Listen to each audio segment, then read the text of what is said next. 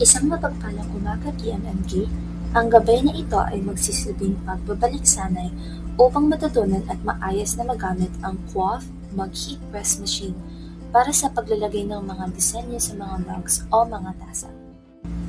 Simulan na muna natin ihanda ang mga sumusunod na kagamitan. Una, ang disenyo na nais nating ilagay sa mug na nakaprint sa sublimation paper. Pangalawa, ang sublimation tape upang makatulong sa tamang heat transfer pag inilipat na ang mga disenyo sa mug. At pangatlo, isang plain mug o anumang mug ang ninanais paglagyan ng disenyo.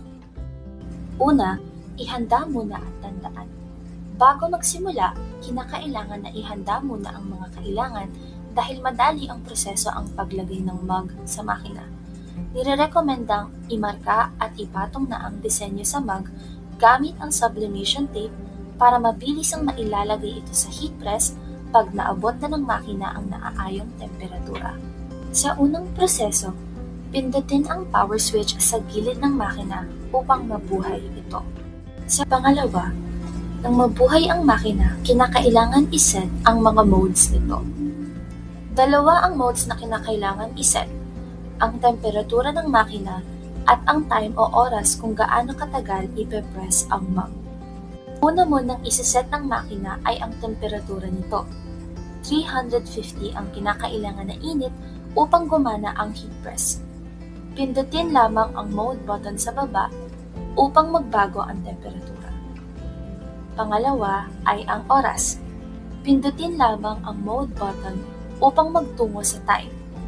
Maaaring iset ito sa 1 minuto at 30 segundo gamit ang arrow button na tumuturo sa kanan. Ang pangatlong hakbang ay kapag naayos na ang mga mode nito, maaari nang mag-intay hanggat uminit ang temperatura ng makina sa 350 degrees. Ang apat na hakbang ay ang mabilisan na paglagay ng mug sa loob ng heat press. Tandaan, mahalaga ang nakaraan ng paghahanda dahil pag uminit na ang makina ng 350 degrees, agad-agad nang magsisimula ang timer nito.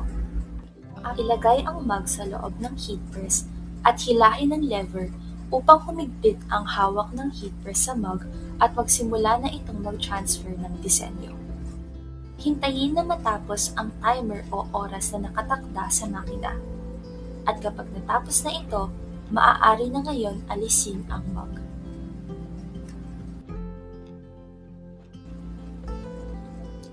Matapos ang proseso, hayaang lumamig ng bahagya ang mug bago maingat na tanggalin ang sublimation paper na ginamit sa heat transfer at palamigin ang mug bago ito hawakan muli o gamitin.